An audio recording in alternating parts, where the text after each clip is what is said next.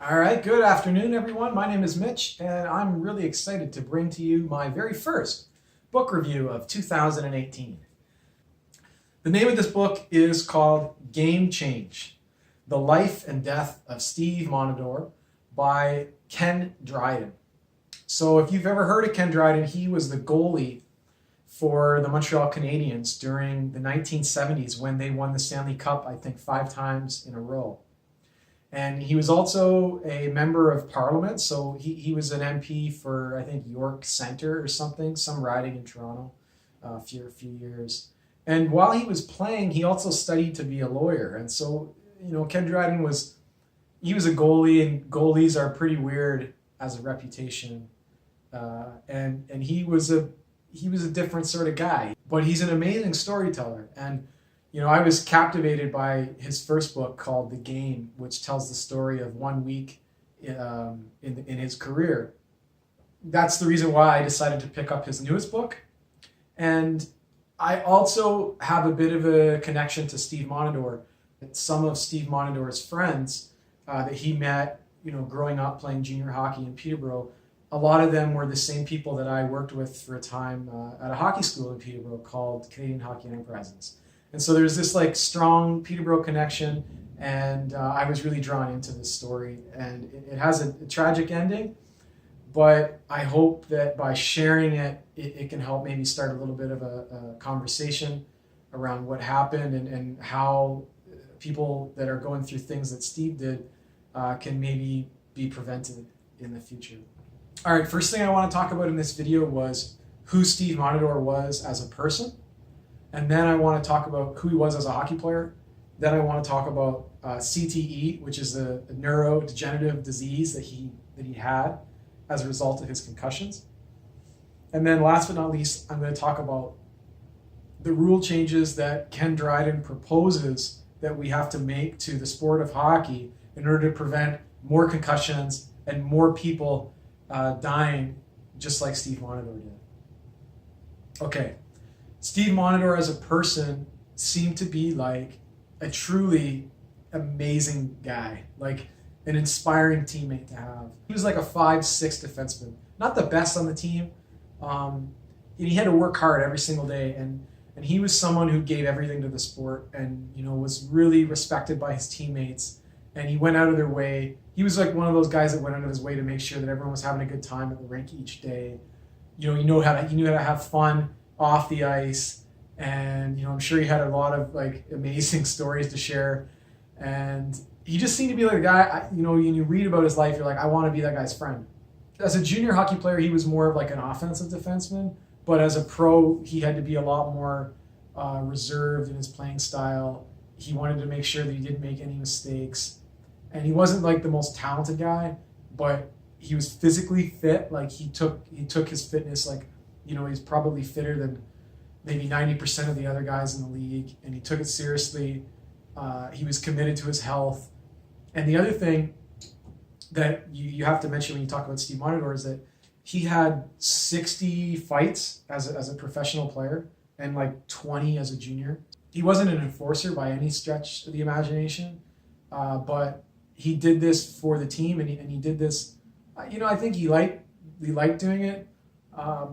But he wasn't, let's say he wasn't the best at it, and he was often fighting out of his weight class. I looked him up, and I watched some of his fights on hockeyfights.com, and every single year he's going up against some tough dudes like Sean Thornton, Jared Bull, Ryan Clough, Cam Jansen 4 times, Chris Neal. These are people who that's their job. Their job is to beat guys like Steve Monador up. And he is out of his weight class, but I think that's why he was so loved by his teammates, is that he's willing to do these things that other players do not want to do because of the risk that's involved. And I don't know exactly how many of his concussions can be directly attributed to getting punched in the head, but I'm sure that there are a few of them, and these things have a cumulative impact over a long career like he did. And, at the end of his career, he was really struggling. He was struggling to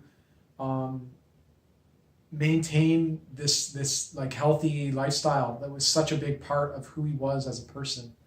And he sort of fell off the rails after he retired, and he became very reclusive.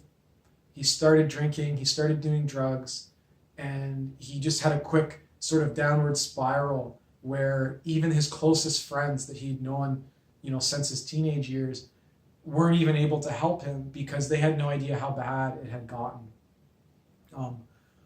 At one point in time in the story, Ken Dryden talks about how Steve Monitor had like 5 sets of keys. So he had all these different sets of keys because his short-term memory was so bad that he would just keep losing them on a daily basis. And his friends would come over to visit him, and he'd just want to be in the dark in the basement because being exposed to a lot of light brought on his post-concussion symptoms. And you don't want to hear about anyone going through those sorts of struggles. And so at the end of the book, Ken Dryden starts talking about what are the things that we can do to change the rules of hockey to prevent more players ending up like Steve Monitor at the end of their career. And the 2 main things that he says need to be changed are no more fighting, meaning if you get in a fight and you get kicked out of the game, it's not a 5-minute penalty, like you're out of the game. Similar to, I think, what they're trying to do in junior hockey. And then the other rule change is that if you don't have the puck, you can't get hit. So no more finishing your checks. As a fan, I don't know how much I like those rule changes because, I like to watch hockey that is rough and tumble, and I don't want the players to like each other. You know what I mean? I want there to be that animosity and that aggression as a part of the game. I think that's really important.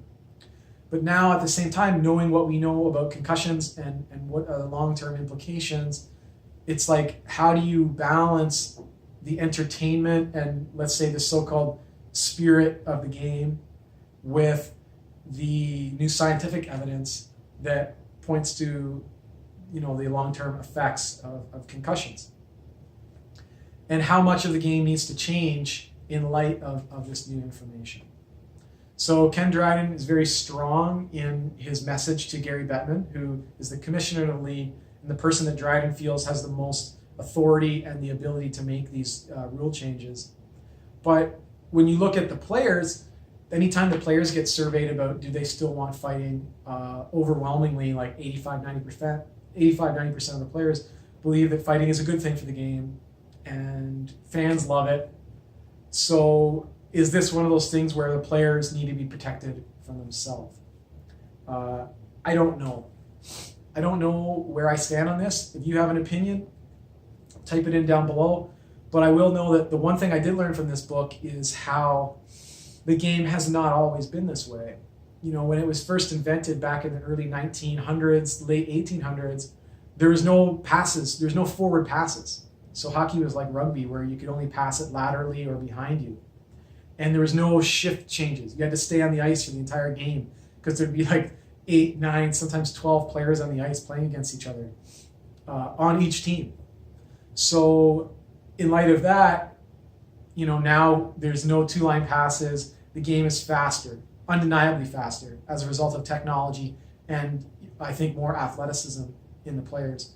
And so shifts are now 35 seconds. It's much more of an anaerobic sport where it's sprints and the players are bigger and they're faster and they're stronger and they're more skilled at punching each other in the face because like many of them go and do like mixed martial arts training in the off season.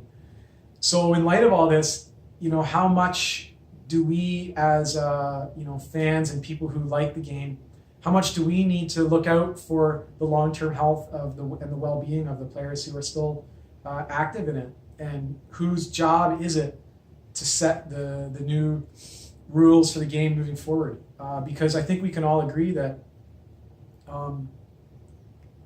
all of the people that have died as a result of brain injuries over the years, like Bob Probert, Derek Bugard, Rick Rippon, Wade Belak, I read a story about Matt Johnson, Stephen Peat. Like, there's so many guys, and there's probably like hundreds other who I'm not mentioning. And the one thing all those guys have in common is that they got in a lot of fights throughout their career, and they were the ones who were most susceptible to getting hit in the head, obviously.